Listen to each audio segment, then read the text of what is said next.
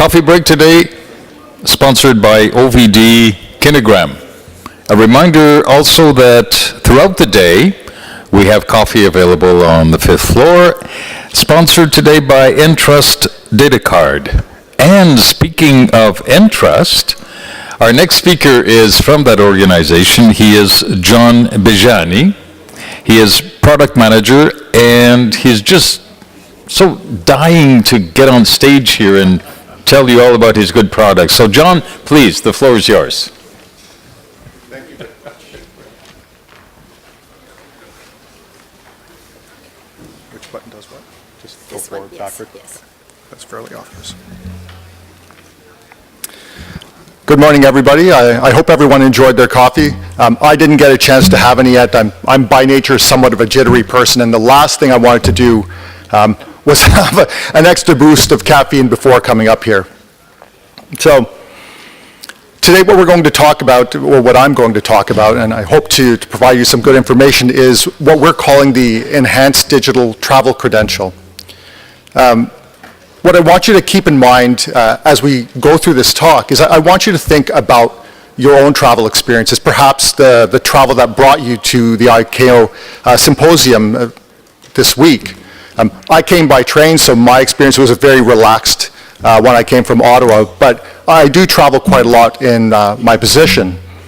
And what I want you to think about is the types of frustrations that you've gone through, or that perhaps you've seen other travelers go through. And this could be for business travel, land, air travel, anything like that. And you know, your doctor will probably tell you never to focus on the negative, but that's what I want you to do today, because this is key to what we're about to discuss. So I think one of the best ways to start this conversation is for me to just share you a very quick anecdote about my own experiences with travel. Earlier this year, my wife and I decided to take our children on a ski trip to Vermont, which is just south of Montreal.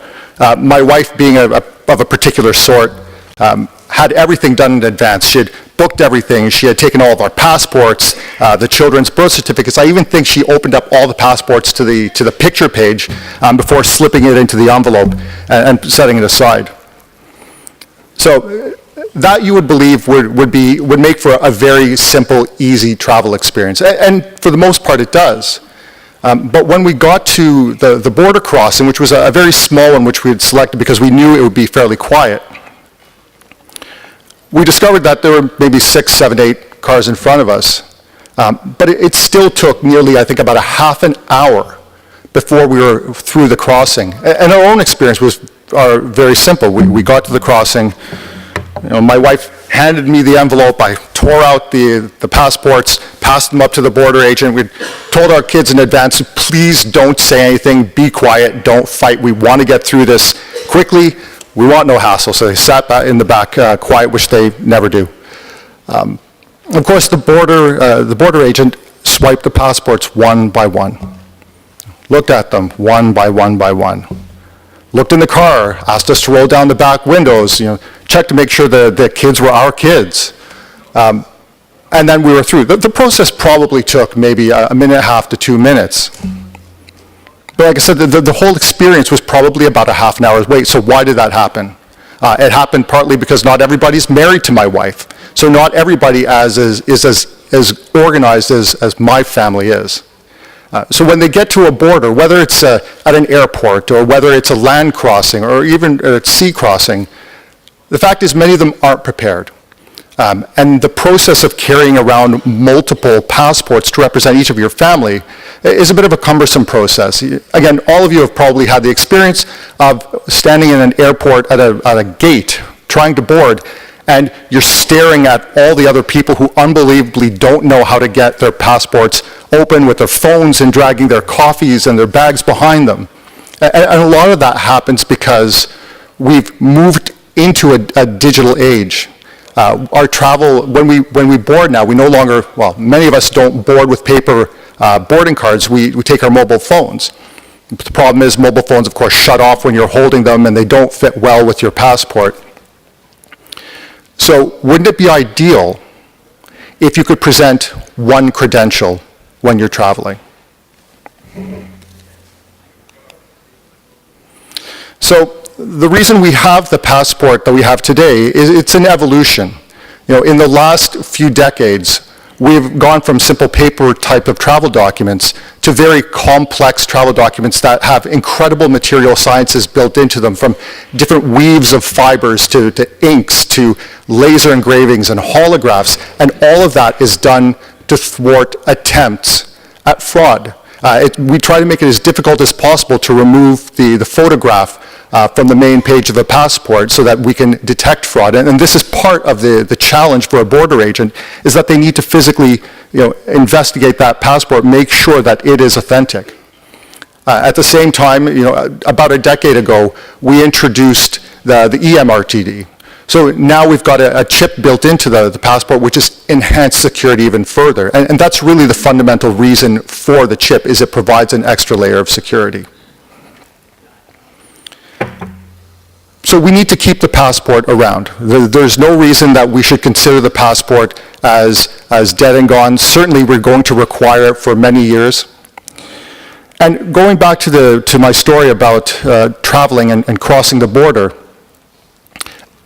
imagine that instead of carrying around the passports and presenting them to the agent, imagine instead that what we did is, in advance of my trip, I took those passports, and using a government-issued or a government-sanctioned mobile credential wallet, I was able to securely derive a digital credential from the physical credential on the passport. And that includes being able to extract and verify the EMRTD data and derive something on the passport, on the mobile device.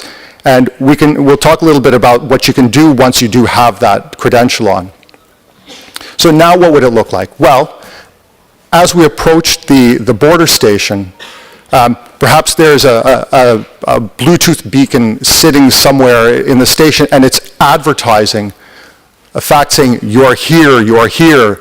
You could then take your mobile device, and with a simple tap of the button, you could upload those digital credentials from your mobile device to the border agent station, so that when you finally rolled up to the agent, all of your information would be present. Not only would it be present, but because the credential is signed with a country CA, and it doesn't necessarily have to be the CSCA, but because it is signed with that CA, it is an authentic credential. It has PKI backing. There's a certificate with the biometrics bound to it, and all of that's verifiable, much as it is today with the chip on the chip on the physical passport. And similarly, all of that data has an equivalent to the SOD, so that you can detect tampering. And more importantly, when we derive that digital credential on the device, we're able to use asymmetric key cryptography to be able to generate the private key, and you hold it on the device, you store it in the secure element of the device, so that you're protecting yourself against cloning. And then, of course, you send the public key up with the biometric information, personal information, and all of that can then be bound together and then placed on the mobile device, so that you have a truly secure, high assurance credential that has been signed by a country CA. So on the one hand, we have the proven methods. We've got our physical passports, and incredible technologies that have gone into them. Every country has full control over the processes of purchasing the passports, of issuing them, and that provides a high degree of security. On the other hand, you have this. This is by far, other than a suitcase, this is by far the most ubiquitous implement you will find on a traveler anywhere. So what do?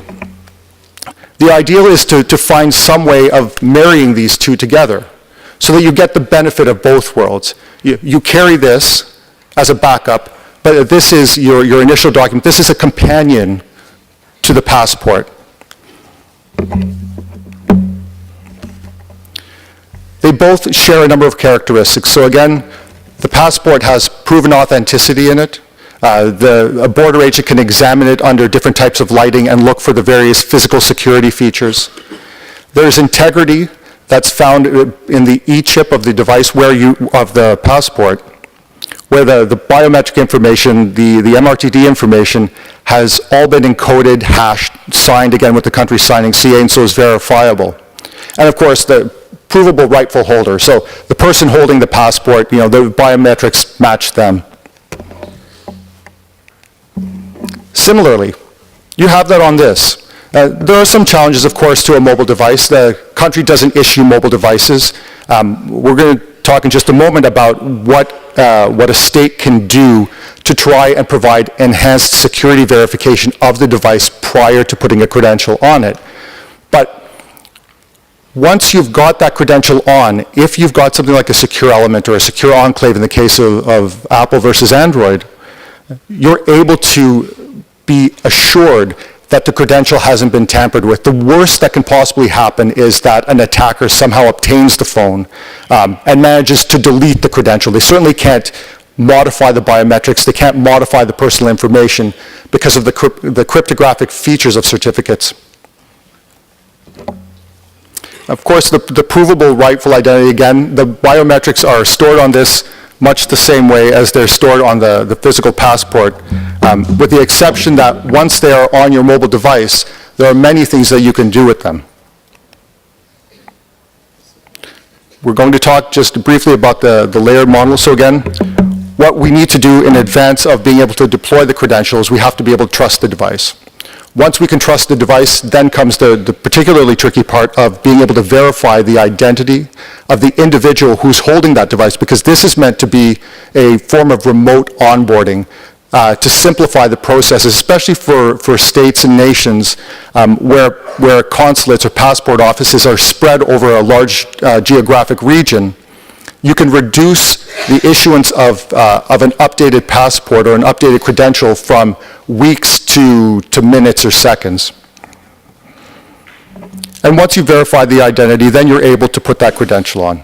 And again, the key aspect of this credential is it's a PKI-based credential. It is signed by a country-sanctioned CA so that it is entirely verifiable.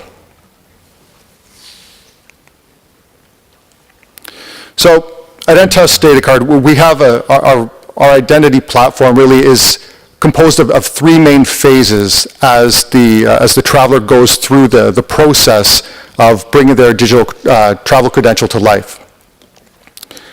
So the initial phase is where we establish the initial trust. So this is where we verify the integrity of the device, where we verify the integrity of the passport as well as the rightful holder status. And then once that's done, we've been able to create the credential, then we're able to move on to the next stages, which is using the credential. So because it is a digital certificate, because it is on a mobile device, you can do things like authenticate yourself. So you prove yourself with the credential. You can use it to sign things. So you imagine that sometime in the future, you can apply for a visa online, and as part of that application procedure, you can sign that request with your digital travel credential. So it is a credential that is bound to you biometrically and through your state, and is therefore a very provable identity. And then the other advantage to moving into a more digital space is, as a state, if you decide that after the issuance of something like a visa, you want to revoke it, you can do so digitally. It's very different from putting a stamp in a passport or a visa and a stamp in a passport. Once it's in that passport and in the hands of the traveler, it's much more difficult to track it down and revoke it.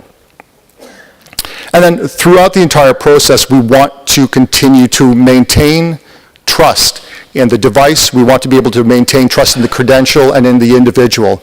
And the way we do that is by once the credential is initially deployed to the device, again, it's not replacing your physical passport, it's a companion. So the more that you as a citizen, the more that you as a traveler go through the process of crossing borders, of signing travel documents with your mobile phone, you'll also be occasionally asked to provide extra verification through your physical passport. And the more these transactions accumulate, the better your risk score, the lower the chance of you being flagged as a potential risk when you go to travel, and so the lower the likelihood that you'll have to produce the physical passport. But it is there, of course, for the simple reason that I have had this power off on me minutes before boarding a flight. I happened to be very lucky that time that I had printed out the physical passport, the physical boarding card. But the mobile technology is improving, batteries are improving, and I see that in the next 2, 3, 4, 5 years, reliance on the mobile device as a form of identification absolutely will increase. So what does the process look like? So from a citizen point of view, you start with this and you start with this. The onboarding process is very simple. You take a photograph of the picture page of your passport, you take a selfie, and we're able then to do an on-device verification of the selfie and the photograph from the main page to provide an initial level of security. Then we're able to read the NFC. Through NFC, we're able to read the digital data off of the e-chip. And once that's been pulled down, verified, the signatures, the country signing certificate signatures have been verified, we can move on to step 3. And step 3 is where really all of the risk assessment, all of the verification and validation happens. It's at this stage where you as a state are able to take the data and you can assess the individual against Interpol. You can check the validity or the security of the device against what we call our device reputation offering, which is a database of billions of devices that have been seen interacting across the world. You're able to see whether your device has somehow been compromised. You're able to check the security, if there's any malware on your device. And at the same time, you can then verify the personal details of the individual as they've come off of the passport. And once a state's satisfied that all of those conditions have been met, we are then able to issue that credential to the device. And in between step 3 and 4, there's a lot of magic that happens. We're able to create these key pairs on these devices, and that security then flows up into our servers, and we have a CA that takes and turns around and signs all that data. But there's also a very complex protocol that effectively puts a smart card onto your mobile phone. And that smart card, for the purposes of travel, is not necessarily as valuable as perhaps in a home setting. So for instance, you could use that credential to be able to log into a PC. You might be able to use it to log into a Mac workstation. You can sign documents with it. Essentially, it's limitless because it is a secured digital travel credential. So I'm not sure how I'm doing for time. I feel like I've sped through this, but right on time. So I do encourage you, please stop by our booths, 31 and 32. We would be happy to take you through the process of issuing you actually one of these. And once that's done, we can take you through the process of issuing a digital travel credential on your mobile device. So thank you very much, and I don't know if there's any time left for questions. One or two, maybe? Okay. It's fine. Any questions? Gord, are you there? All right. Thank you very much, everybody, for your attention.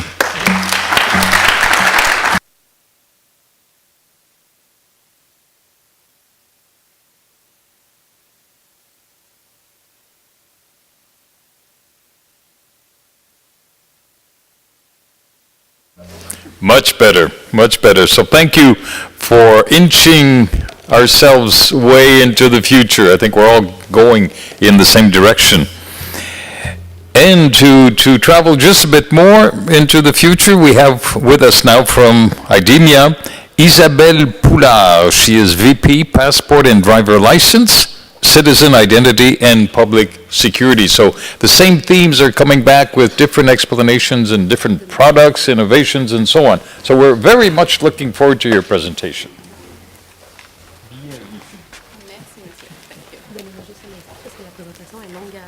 À venir. Alors, où est le... Oui, juste. C'est bon? Non, non, c'est parce qu'elle était là. Hello everyone. So after this presentation on and this merge into the future with digital credential, I would like to come back on the physical document, a few minutes, because by the way, they are still a solid link to the chain of trust, and this is where the digital world can start. So I would like to introduce you and face this with you, the interest of developing and having on your own document security features that can be inspected automatically, so-called optical machine authentication. And by the way, it's perfectly liaising with the subject of our symposium, which is about streamlining border control. So I would like to discuss with you the evolution of security features design, and in particular the trends towards optical machine authentication security features. That seems to be an answer to the challenge the market is facing. So in this ecosystem, the travel market ecosystem, we have different stakeholders: immigration control, the airport, and of course the citizen, the individual. And I would like to illustrate how with this automated document inspection, we can provide more security at the border, we can create fluidity in the airport. And I would like also to reposition the individual at the core of these discussions, because at the end, all the stakeholders are working to provide the travelers a safe and seamless journey. Third, I would like to broaden the discussions outside the wall of the airports, because you know that the inspections of documents not only happen at the border, but they are also used to when you pass an exam, when you want to open a bank account, when you want to get a subscription for a mobile phone. So this is important to provide people and even private sectors means to inspect in an easy way the documents. All in all, at the end of this presentation, what I would like you to recall is the importance, finally, to have security features that can play an important role in the chain of security, flow facilitation, and convenience for the user.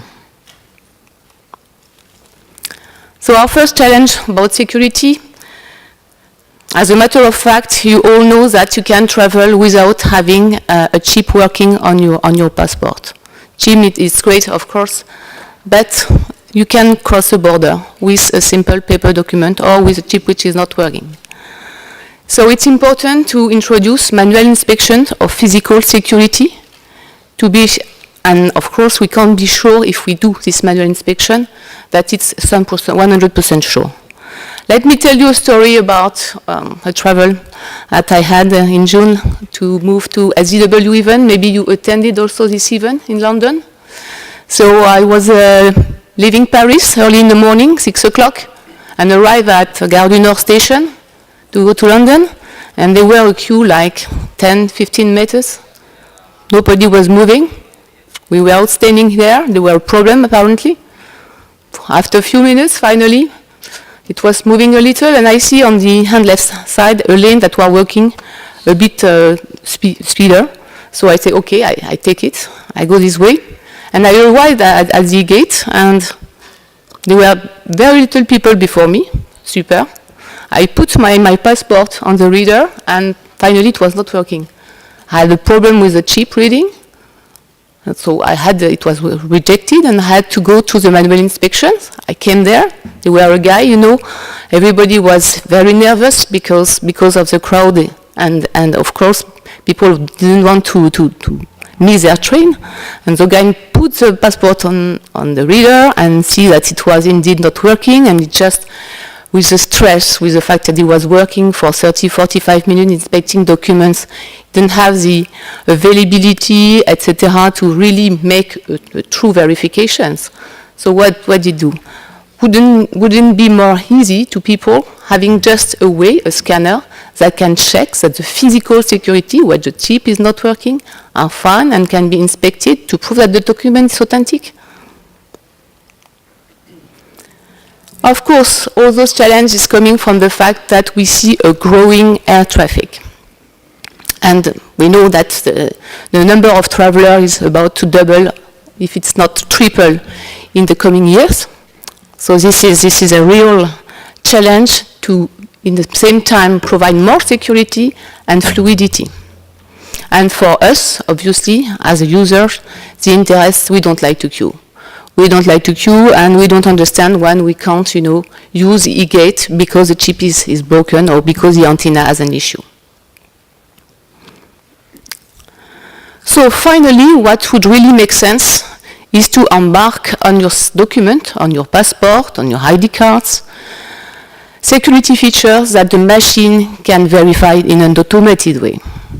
And of course, there are two kinds of verification to be done there. First, we have to prove that the document is authentic. It has not been counterfeited. It's not a clone. It's not a copy. It is manufactured by an accredited factory. And in the other hand, we want also to make sure that the document has not been forged, meaning that the personal data have not been replaced. The photo is the original one. This is exactly the challenge that we are overcoming with Idemia, with a certain number of security features. So I will just illustrate two of them.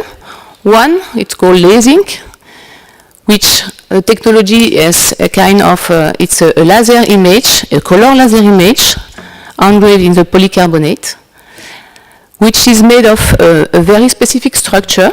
So we get to create a kind of matrix, so the document is very complex to reproduce. We need specific printers to print the matrix, and then we apply with the laser techniques, we create the color by masking some of the colors to create the effect. So first of all, the technology is very difficult to reproduce. It's very difficult also without knowing how to apply it, the personalization, so the laser engraving. And we have developed the means to authenticate this lasing matrix thanks to the unique frequency domain that is attached to the matrix itself. So it's, we can observe it in the visible spectrum or in infrared spectrum. And with this unique signature, which is also created at the time you laminate the document, because when you laminate, you create a kind of deformation, which creates a unique pattern. Associated also with unicity of colors, we can easily detect if the image is a true one. The inspection is very easy. It's a matter of seconds. Second illustration, which this one aims at making sure that the personal data have not been altered, is called doxil. So what is the principle? The principle is to create kind of descriptor of the photo of the holder that is combined together with the biographic data. All this is signed and represented under a nice shape. So this, the shape that we present today is a flower, but it might be any kind of shape of your choice that goes together with the artwork of your document, of course. The beauty here is that, of course, as for lasing, by the way, the inspection can be done by a border scanner or e-gate, but also by a simple smartphone. So we are lasing here the inspection from the government perspective to any people that are not skilled or trained to inspect a document, like banks, like the telco, and all the private institutions that need to make sure that your document is authentic. Again, the verification is a matter of seconds. The beauty with doxil is that you can also use the same principle even with documents that are legacy documents. So in that case, you are not going to produce a seal, a physical seal, laser engraved on the document itself, but you can store a descriptor of the picture on the database. So you need to know the portrait in advance in order to create this descriptor, and at the time the document is inspected, the picture of the document is sent over to the database, and it is checked against the descriptor that was originally stored there. So you understand the principle. The photo, we prove that way that the photo has not been altered. Obviously, the signature on the physical document is created by government keys, so by secrets that just the issuer knows. So nobody can reproduce the same. So finally, in the chain of the security, with the automated inspections, we gives a proof that the document is genuine, that the personal data have not been altered, and obviously the link between the real user and the document, so the holder and the document that is presented, is usually done thanks to biometric inspection, or facial recognitions, or fingerprints, etc. So at the end, we have a real chain of trust with those 3 different levels of verification. So this is great. It exists. It's not for tomorrow, it's for today. So security features, we can propose them to you, of course. We can demonstrate them to you also on our booth. So please visit us and apply it. Thank you.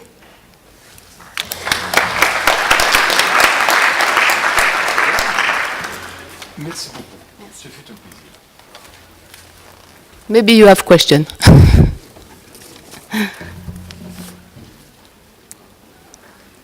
Thank you.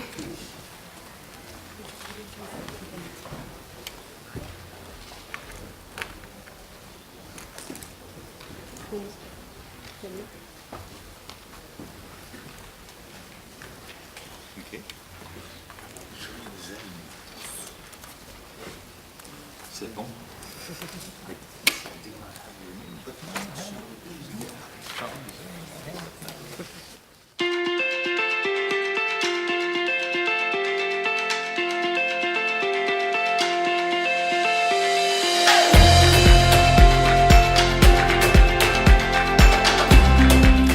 We now move on to Emperor Technology, well remembered from yesterday's presentation, and to deliver today's version of the promotional product promotion, I should say. We have Sean Zheng, who is the Executive Vice President of Emperor Technology. So Sean, it's all yours. Do I get it again? We'll have. Okay. Hello, good morning, everyone. Just to remind you, I was the one passing the gift yesterday. And unfortunately, today we don't have enough time for the question and gift. And I talked to my colleague Roger Tai. Today I have to do the role. We have to show you that we are not only good at showing you giving the gift and question, but we are also doing the good thing of quality product and solving customer issues. So my topic is the revolutionary technology for MRTD. So we have a good. Sorry, just one moment. It's not? Okay. Yes. Can you change it for me?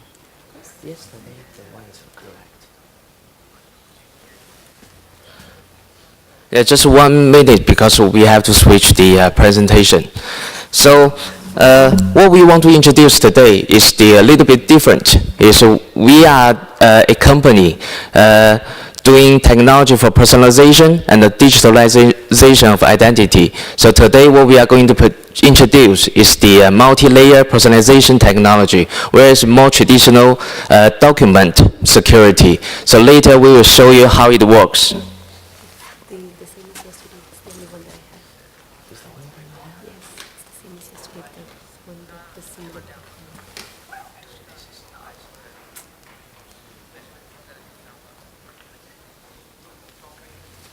This is the only one you have. Yes. This is one that was sent. Okay. Is Caroline still have my? Sorry everybody, the presentation is not correct. Just one question. Caroline, do you have my USB? So maybe I can use it again.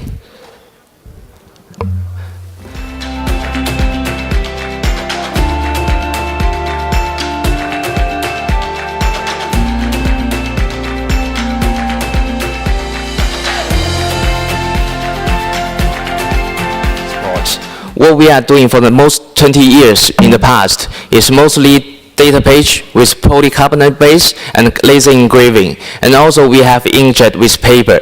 These two processes are the main process for the ID document.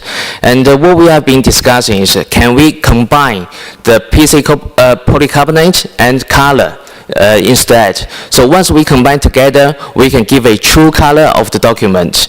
We frequently discuss what is the security of identity, and also we have been discussed, is the color also the identity of the person, is the identity element, because what we are showing is a black and white picture, and this is not showing the enough information of the people. So while we are ensuring the security with a data page, with laser engraving, and also additional we can print a color photo on top of it. That's what we want to present, the multi-layer of the secure document. So I think we are, okay. Thank you very much. So if we can look at this picture, on the left side is a black-white photo, and on the right side is the color photo. What do you think? Is the color photo looks more beautiful and more true color? So it gives more information of the person, gives more element of the person. So what we think, this is more identity that we can create. So we have three technology, mostly for laser engraving on PC, and we have color retransfer inkjet printing on paper, and we have multi-layer Perso on PC. This is what I was talking about. Combine the technology together, ensuring the security and giving a better, beautiful looking and more security features. So this contains 5 layers. So the first layer is the PC data page. This is as beautiful as security as before. And what we can do is laser engraving on the second layer. And third layer is we are printing a very good quality photo on top directly to the laser engraving photos. So this gives the image with a color function and with very good quality with true color. And additional, we have digital printing with an overlay. This overlay gives you changing color, security control, and also it gives very unique customized information on the overlay. And the last overlay, which is epoxy overlay for the protection. I have a short video where we can show you how it looks.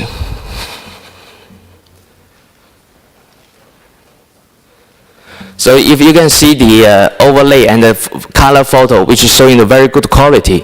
And also if you can see, there's some information, passport number and the name of the person, which is in this page.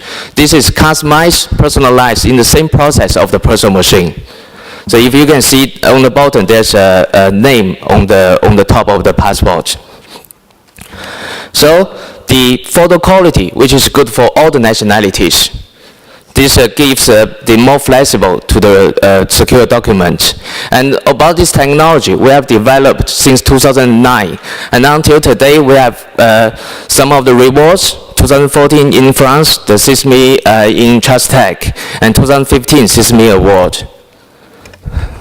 And for the multi-layer Perso deployment, we have Kazakhstan in 2013. We have Kyrgyzstan, which is pure laser. And of course, in our own country, China, we have deployed the passport personalization and ID personalization since 2002, and they are color-based. And also, we recently doing Belarus EID and passport, which is totally MLP technology, multi-layer technology, creating a beautiful color photo and a security. And in Nigeria voter card in 2012, until today, we already delivered 80 million cards, which is with this MLP technology. So we have providing a highly flexible business model. We have end-to-end solution from enrollment, data management, personalization, insurance, and also verification. So we can provide mostly hardware from end-to-end solution. Also, we can offer the equipment and module solution with printing module, MLP desktop machine, and also the centralized personal equipment. And the third one is upgrade solution. Maybe it's interesting and a flexible solution to most of the country. We can providing a kiosk solution. Once the citizen inserts the old passport or ID document and come out with a color and digital overlay, document. So this is a new business model that we are providing to our customer, so which is flexible for the citizen if they want to upgrade or not. So the second topic we want to introduce is digital MRTD applications. Many our industry fellows has introduced digital applications. What we want to introduce here is a real case that we are doing in China with a digital document. So in airport now, for the person who has lost the ID or suddenly in the airport they forget the ID document at home. So what we do is we are providing a convenient program for the person. So what we do is for the person have to register mobile registration in the, on the mobile phone. Of course, liveness verification, then we can generate a QR code as a secure document. And during the application, we can use facial recognition and of course, travel detail verification. I have a short video that we can show you how the application works.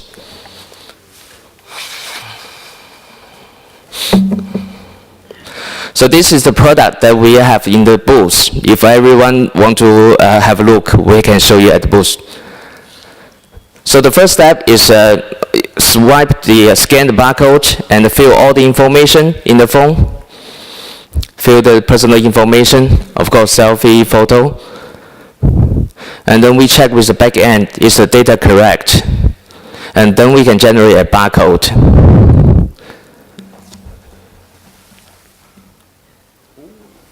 That's a liveness detection, and during the application, scan the barcode and facial recognition together, where we approve the same person is holding the same document.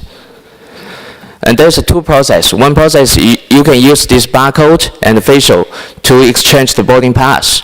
And second is cross the security check in the airport.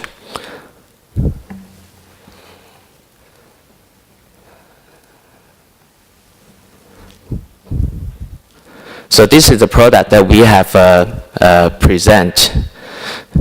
Right now we are deploying into all the airports in China, so which is already in the real case.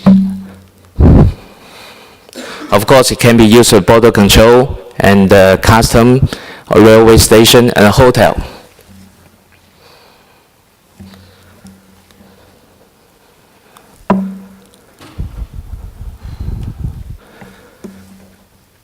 Okay. So, just a quick information about Emperor Technology for the person who doesn't know us. So, we are a company based in China, of course, founded in 1995. And we are a secure identity solution provider. We are a public company in China's stock market, and the market progress is we have serving 2 billion people with a secure ID solution, and we are providing 20 plus countries with our solutions, and also more than 200 smart transportation payment system. If everyone interested, we can discuss. And for the business area, we are in the field of security, secure identity document, smart transportation, and public services, and smart election. Okay. And the last is with 23 years of development and achievement worldwide, we have the honor serving our customer with more than 1,000 personal machines, and also kiosk solution, more than 5K, and we have more than 20K terminals, which is for verification of the identity. And of course, with our solution, we issued with our customer more than 1 billion ID documents. So with all this real case and real technology that we have, we are confident and able to providing our services to our honorable customers. So, unfortunately, the beginning was not very smooth, but if you are interested into our multi-layer personal technology and digital identity user case, please come to our booth, and together we can make the future more beautiful and more convenient. Thank you very much. Thanks. Thank you, Sean. Well done. Well done. Good. Thank you very much, Sean. And you did quite well in smoothing out your presentation near the end, so congratulations for that. Thanks again. Thanks again. We now move on to PPG Teslin, and we have with us two a tag team of presenters. We have James Boyer, should I say? Boyer? Yes, that's fine. Charles Boyer? James Boyer, Product Development and Industrialization Manager, and Pierre Scalia, Secure Credentials Segment Manager. So, gentlemen, it's all yours. Thank you.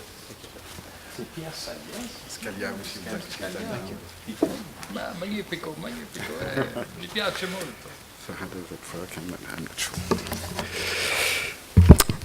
Ladies and gentlemen, very good morning. It is our privilege and honor to stand in front of you today to introduce an exciting new anti-skimming technology, the PPG Teslin radio frequency shielding solution. So our agenda today will start with a few preliminary comments on EMRTD security, followed by a brief overview of our shielding solution, its key performance properties, as well as associated user benefits. We will naturally welcome your questions at the end of our presentation, but also very wholeheartedly invite you to come to our booth on the third floor, number 55, for further information about this innovation and also about Teslin substrate in general.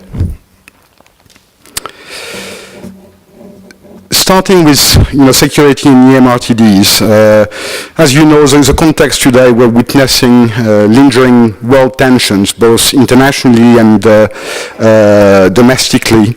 That situation, combined with growing international travel and rising migration pressures, brings about unprecedented new challenges for border protection and inland security across the world. Fighting document fraud is and remains an important aspect of inland security strategies, and it's a dynamic process that never ends. Issuing authorities and industry must continue to work closely together to evaluate risks, identify threats, and address document vulnerabilities, big and small, through solid technology innovation.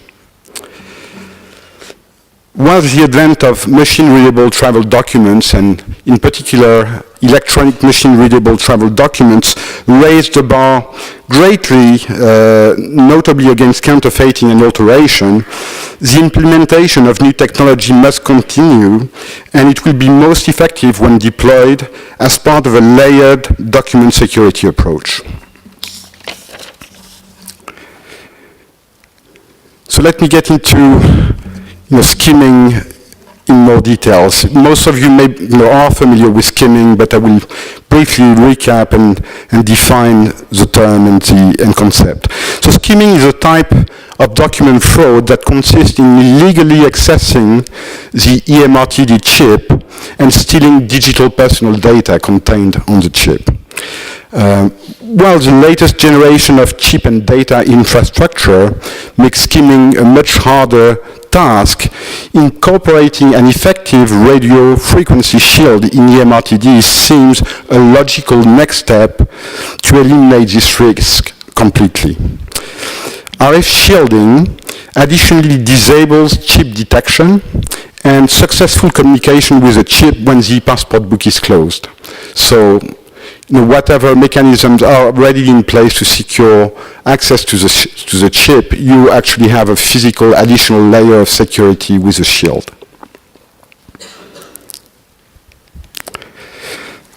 Sorry, I went too far. The PPG RF shielding solution consists in a radio frequency barrier that is formed with PPG conductive inks that are laid onto Teslin substrate. Again, the function of the shield is to protect EMRTDs from fraudulent access to the chip by impairing chip detection and communication when the EMRTD is closed. What makes our specific solution so special is its unique combination of characteristics. First of all, our solution is effective with all form factors of electronic machine-readable documents, whether they're fitted with an e-cover, an e-data page, or an e-middle page. Furthermore, the shielding efficiency is easily customized and adjusted to meet specific document characteristics and program performance requirements.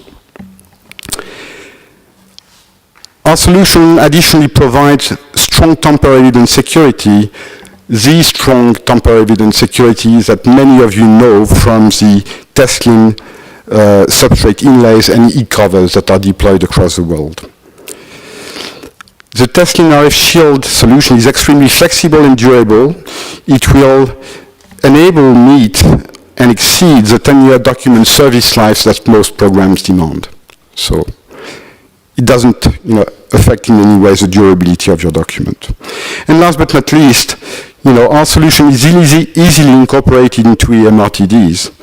It either forms an integral part of the e-cover, so it's transparent, or is seamlessly added to the EMRTD cover in the case of documents using any data page. And now for more details, let me now give the floor to Jim, who will talk you through some RF Shield examples and also tell you about key performance characteristics.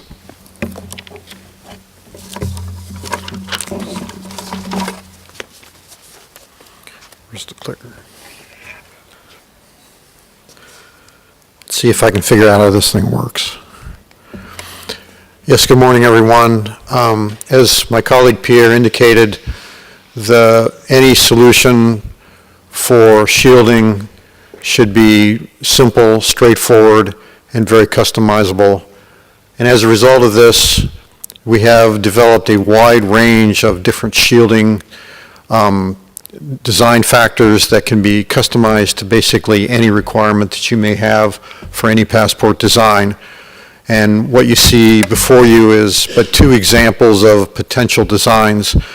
It can go anywhere from a simple grid pattern, a simple flexible grid pattern, I might add, on the left picture, all the way up to a fully flood-coated type of material with shielding material on the right. So between these two form factors, essentially a limitless amount of design characteristics can be met. So another important thing to consider when talking about RF shielding in a document such as a passport, for example, it is the distance at which the shield has to adequately perform against the chip. And for example, if I use my own passport, there are many different ways that you can design this and you can incorporate the electronics and the shielding. But let's just say, for example, you put the chip in the back and you put the shield in the front.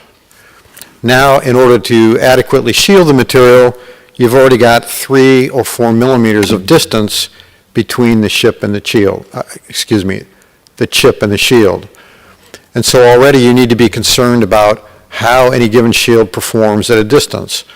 If you also, let's say, consider that somebody that just sets their passport down, its pages go up like that, now the shield is significantly further from the chip. Let's say it's 6 millimeters, just for purposes of illustration. So depending upon how you choose to design, you need to be concerned about this distance aspect. And so again, you see on the left, we took several different examples of the material that we're offering, and we measured its shielding efficiency as a function of distance. And the red dots and the red line represents our highest shielding material today, which matches the control that we used, which was a 1 millimeter thick piece of solid copper foil, which is one of the standards of shielding efficiency. So you can see the x-axis on the left is, it goes from 0 to 10 millimeters of distance. So it'd be like touching up to about that wide, open. And you can see how much shielding efficiency there is. It's in decibels. If you're not familiar with a decibel, it's a logarithmic scale, and every 3 units doubles the performance. So if you go from 15 decibels to 18 decibels, that has doubled the performance of the shielding efficiency. Regardless, you can see that we have many different customizable ranges of shielding efficiency that we can offer depending upon your requirements. Let's say, for example, instead of putting the shield in the cover, you want to put the shield in the back page. And again, the chip is in the back. Now it's much closer, and the requirements of the shielding efficiency are much lower, so you wouldn't necessarily need a shield that was designed to give you performance at 5 millimeter, 6 millimeter distance. You could still open the book and read the chip, however you design it. The graph on the right is just another parameter of importance. It deals with the detuning of the frequency. So on the left, we're basically showing just the ability to shield or block the signal. On the right, we're showing the capability of actually detuning the resonance frequency at which the antenna operates. So again, I'm not going to go into it, but you can see that the range of detuning in terms of the signal, we can offer a broad range of detuning opportunities, again, depending upon what you need and the distance at which you need it to perform at.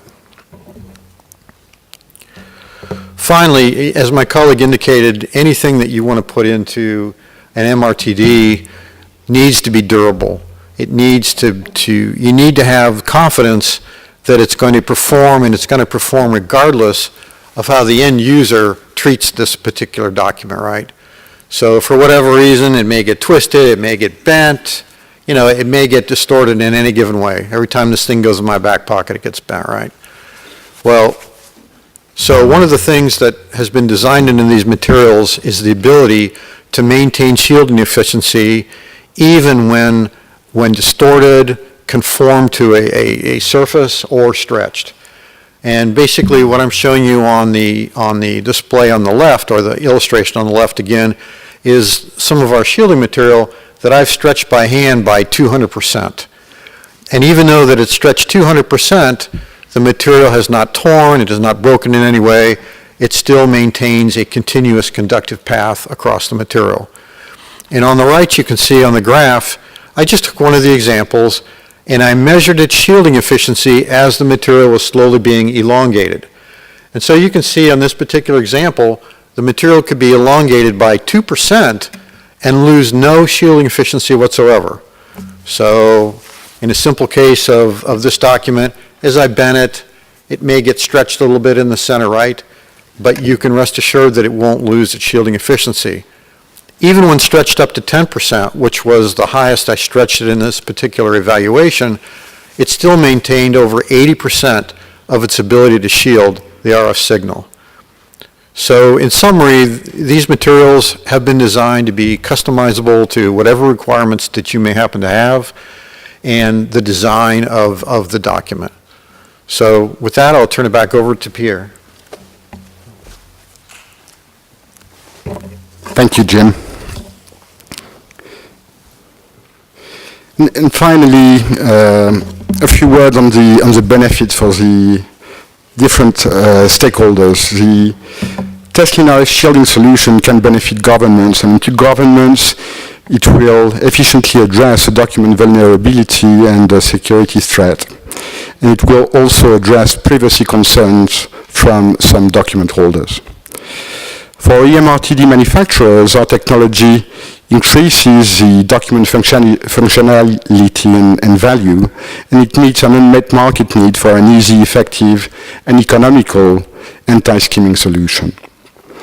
And finally, to document holders, it helps protect their personal data, and it will foster trust and confidence with government issuing authorities. And to conclude, just a few words on PPG and the Teslin substrate business for those of you who may not be familiar with our company and business. So PPG is a long-established US corporation with global presence, and it is a leading paint, coatings, and specialty materials manufacturer. And Teslin substrate is a unique microporous synthetic material that is widely adopted in EMRTDs, in government IDs, and in other types of security documents such as certificates and diploma. And over the past 25 years, Teslin substrate has been used in more than 1 billion secure credentials across the world. Thank you very much for your attention.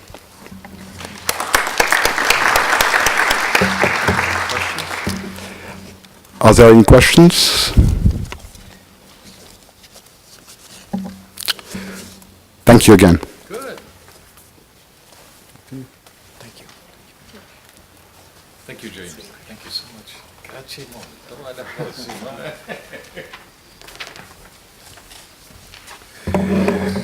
Thank you very much, James and Pierre. Well, this concludes the Skytalks session for this morning. What if we give a hearty round of applause for all of our speakers this morning? Thank you very much.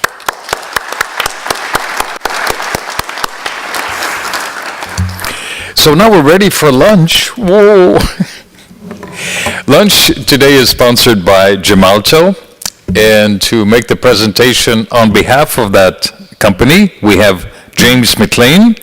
He is Director of Documents Readers Solution, and it's a pleasure to welcome you to the stage, James. Thank you. It's all yours. Thank you.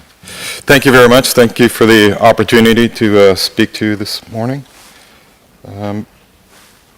Which way? This way. So yeah, this morning I'd like to talk to you about document verification and solutions and some of the technologies. Talk briefly about forged and counterfeit documents, and then get into some of the components and processes for document verification. So on the forged documents, as was mentioned earlier this morning, a forged document is when someone alters the data in a document. Typically, they're altering the photo or some of the dates or names on the document. Counterfeiting is when they produce a look-alike, a complete imitation of the genuine document. Next, I have a few examples. These are some of the ones that we've come across working with our partners. It is not an editorial comment on the particular documents or that are there. These are criminal organizations will attempt to counterfeit or forge any document that's out there. So in this example, we have a document that was reported lost and stolen in March of 2014 in Turkey. Just a few weeks later, that same document was then used on a flight between Kuala Lumpur and Singapore. In that time, it had been altered with the photo was changed, as well as gender, date of birth, place of birth were all modified. They didn't get the check digits correct in the MRZ. There was an error on the date of birth field as well as the overall check digit. And in this example, they actually mimicked a polycarbonate data page that they replaced. They didn't, the MRZ information didn't match, so that was quickly picked up. And as well, you'll see the UV images are completely different, where they were using a UV bright substrate and didn't even attempt to match the UV image. In this example, we have a document that was issued in 2013, which would be at the 2010 series passport. However, they were using a 2006 data page they'd gotten from a previous passport. And in this example, we have for image substitution, where they had attempted to mimic some of the holographic laminate. As you see on the left, we see the expected pattern, but the detected pattern is different, and that was picked up as an issue, as well as the UV was not correct.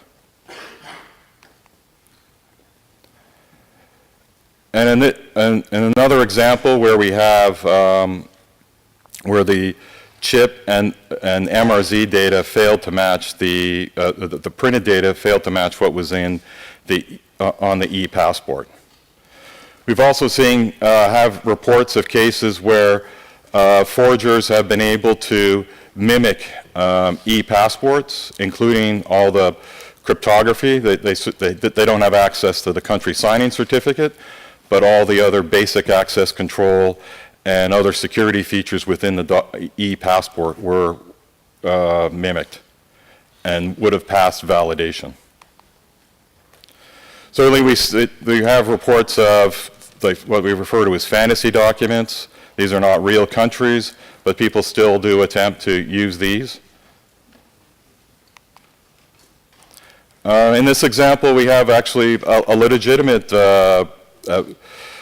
document that was lost, and the actual blank document was stolen.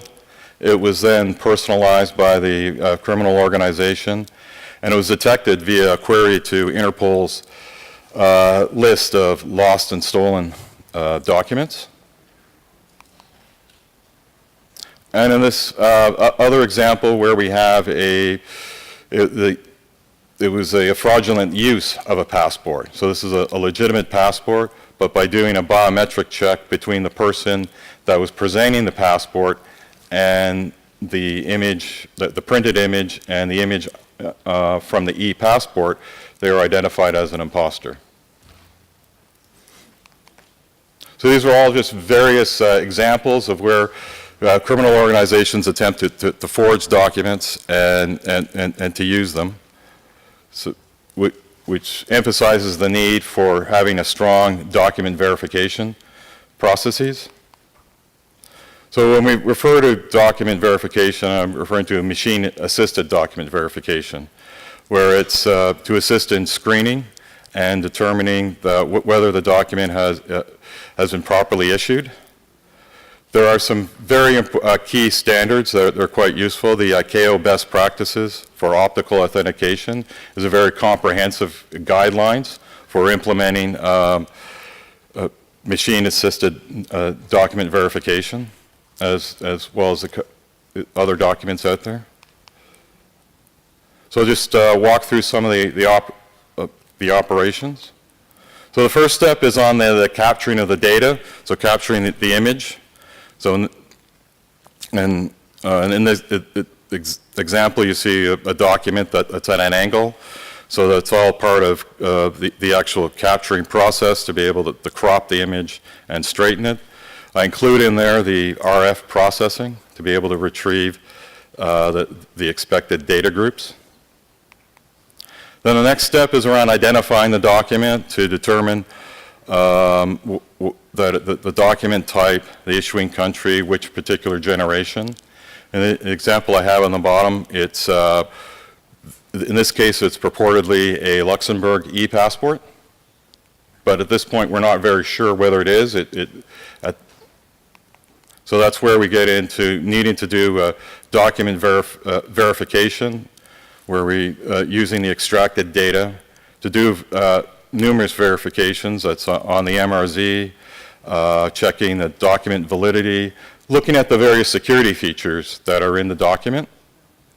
And included in this area that's very important is around verifying the e-passport information, doing all the cryptographic checks for an e-passport. And as well, it also is very useful to include a check for Interpol's lost and stolen documents, and where possible, a facial match, and automated to be able to match the person in front of who's presenting the document to the document itself, and followed by being able to report all the results. In addition to being able to capture with specialized hardware, there are also options to be able to do captures via mobile devices such as tablets and cell phones. These provide a lot more convenience.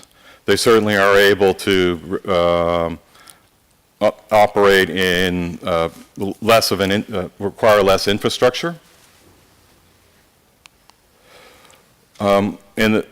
But one of the things we need to understand when implementing a mobile versus a specialized hardware is that the verification capabilities stop at the visible image.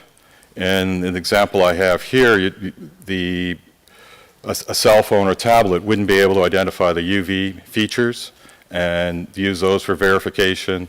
And on the case here, be able to identify that the infrared image is not correct and validate the infrared features. This slide has some additional examples of some graphical features that we're able to check with document verification. Things such as matching a number printed in UV to the number printed in the MRZ zone, as well as looking for various security features in the document. Another important part of the overall solution is the template database, which includes reference templates for each of the documents that are out there. We have, and in that data, they would have reference images as well as all the verification and identification for those particular documents. And then the template administration tool, which needs to really be operated by a trained user who understands not only how the data structures work within a document verification solution, but also being able to do a document forensics and understand those as well. And then I'll move on to some of the deployment options for document verification. And there's a wide variety of use cases, from automated gates and self-service kiosks, as we see organizations moving more towards using unmanned areas for the need for actually tying that crossing to a passport or credential. It becomes very important. We also see being used in border management systems and visa issuance situations, and a growing need actually on the commercial side in such areas, in not just in airports for like currency exchange, but also financial institutions. The typical deployment option is around using a local installation where the document verification software and the templates are installed on a local PC or inside a gate or kiosk. And that works very well. It's high availability in a lot of ways because you have a self-contained solution. But we need to consider how the template management and template updates are done in this sort of deployment.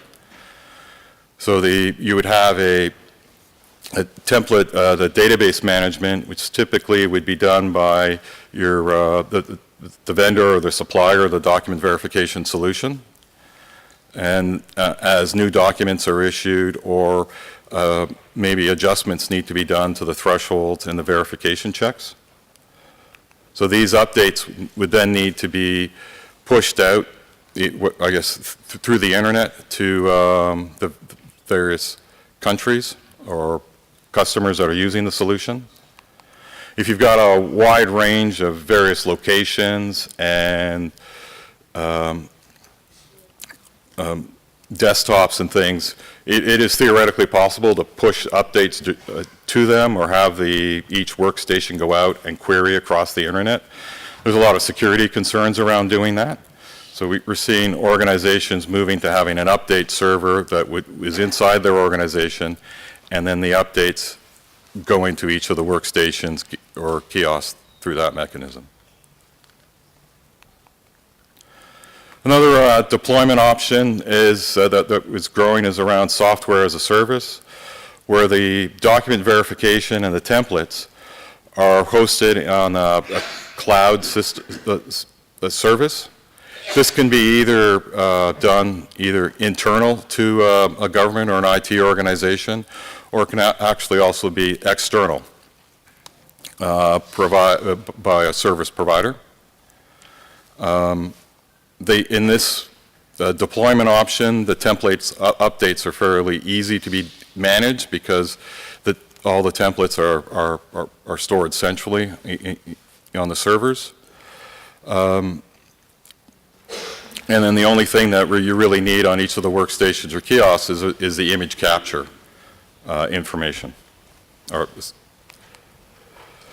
Another growing option is around using network-based capture devices so that the document reader is able to use Ethernet or Wi-Fi to be able to capture the optical and e-passport information and send that to the host systems for document verification, where the results can then be pushed down to a tablet.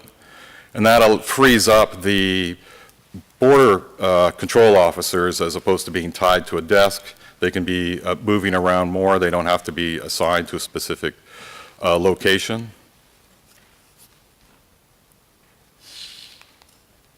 So in summary, there are still high quality forged documents are improving, that the criminal organizations are not, even as we produce, continue to produce increased security features, the criminal organizations are still trying to duplicate those or mimic those security features and to be able to counterfeit or forge documents. We're even seeing forgeries and counterfeits on the e-passport chips and those solutions, which necessitates a very strong document verification solution that not only looks at the optical features, but also the cryptographic features in an e-passport or EID, and can be augmented by the Interpol checks and biometric matching capability. And as mentioned, the specialized hardware provides opportunity for more detailed checks in an automated process. And then one of the other considerations when we're looking at these sort of solutions is around the flexibility of the deployment and the deployment options. So I'd like to thank you for your time. Are there any questions? All right. Good. Okay. Thank you so much. Thank you.